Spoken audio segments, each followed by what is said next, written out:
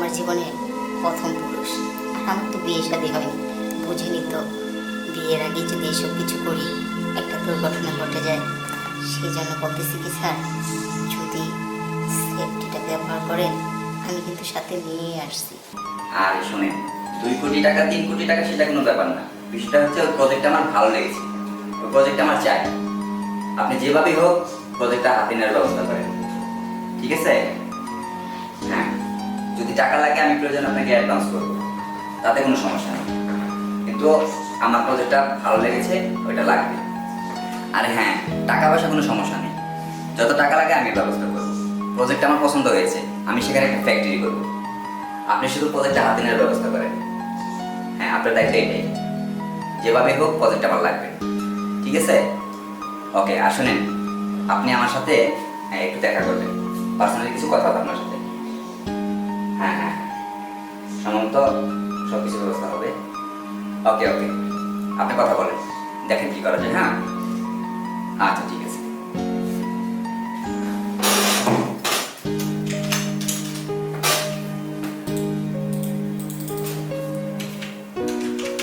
Sir, ভিতরে আসবো? হ্যাঁ, আসেন।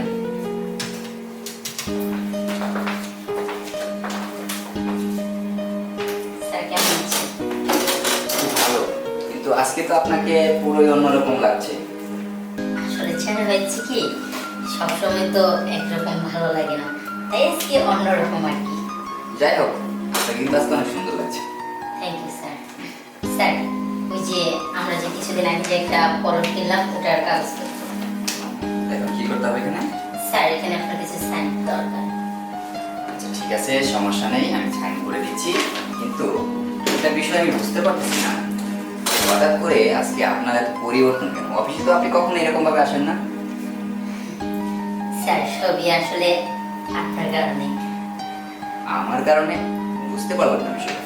আমি বুঝতে পারিনি স্যার, আমি আপনার অফিসে জব করি অনেকদিন যাবত ধরে, কিন্তু হ্যাঁ, বিষয়টা হলো স্যার, মানে কি বলবো আরে এত আমতামতা করার কি আছে? কি বলবেন বলে ফেলেন না।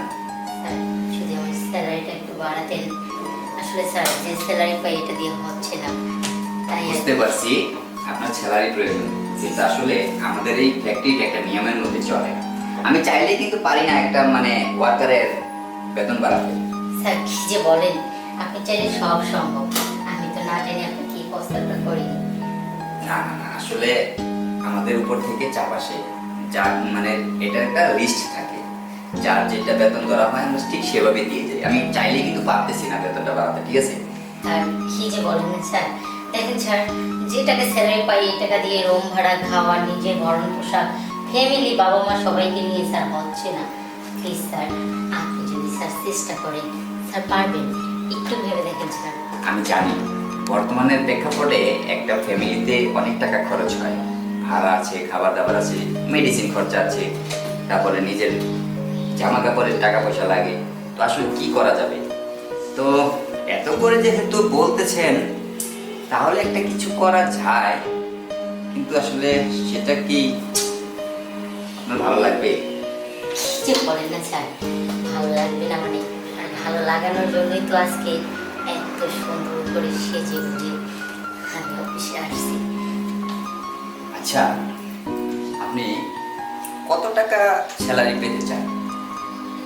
স্যার, আমি তো চাই এখন 20,000 আসতে, সামনে মাসে আমি যেন 50 পাই। 50,000? জি স্যার। কেন স্যার, বেশি হয়ে গেল নাকি?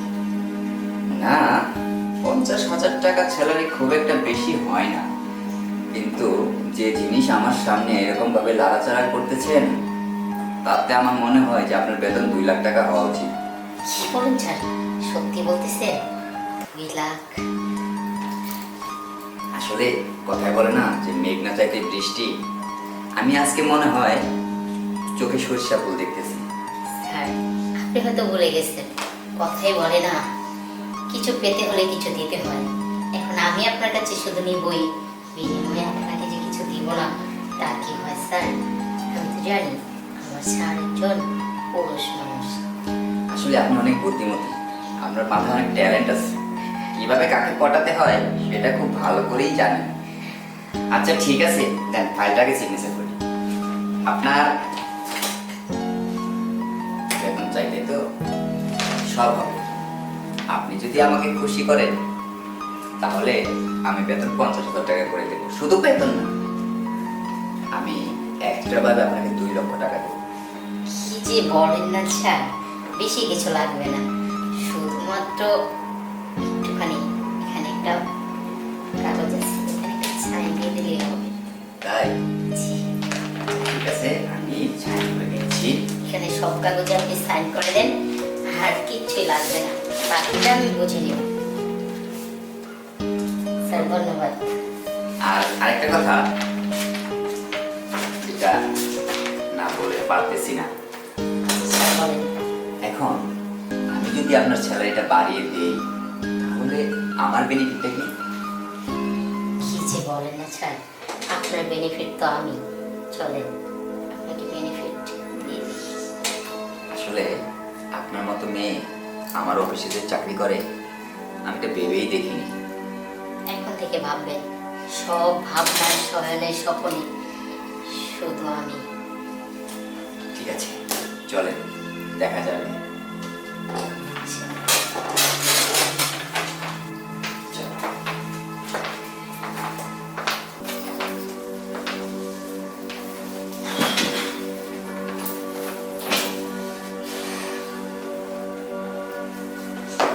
ব্যাপার স্যার, কি বলবো, মুখের ভাষা হারিয়ে ফেলেছি। আসলে এমন একটা জিনিস আমার সাথে সব সময় থাকে, কিন্তু আমি কখনো ফলোই করিনি।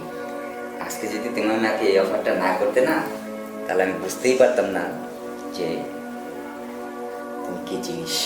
তাই নাকি স্যার? আচ্ছা সমস্যা নেই, কি জিনিস সেটা একদম প্র্যাকটিক্যালি এখন দেখিয়ে দিব যে আমি কি জিনিস। শোনো, তুমি স্যালারি নিয়ে চিন্তা করো না। তোমাকে 50,000 না, তোমাকে আমি 70,000 টাকা বেতন দেবো। ঠিক আছে?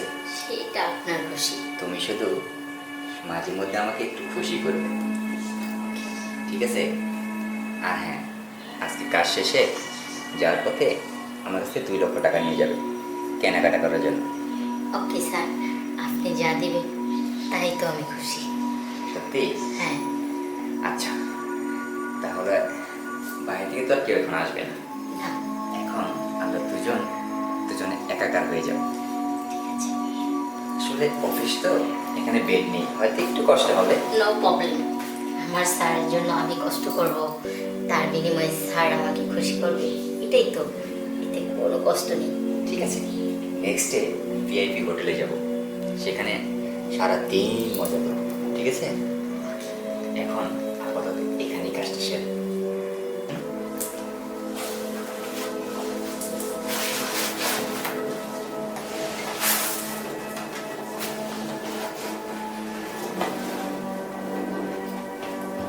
সত্যি তোমাকে যে আমি এত সহজে কাছে পাবো না, এটা আমি ভাবতেও পারিনি।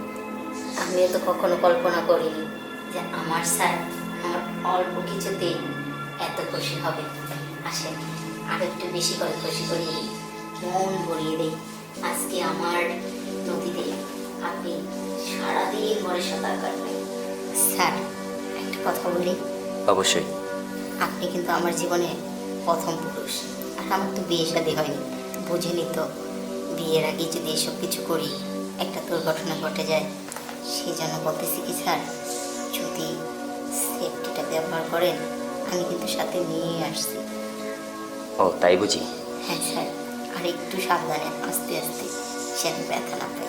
আচ্ছা ঠিক আছে, কোনো সমস্যা নেই। সেফটি ব্যবহার করবো আর আমি সাবধানে কাজ করবো। ঠিক আছে। একটু রোমান্স করে নিই।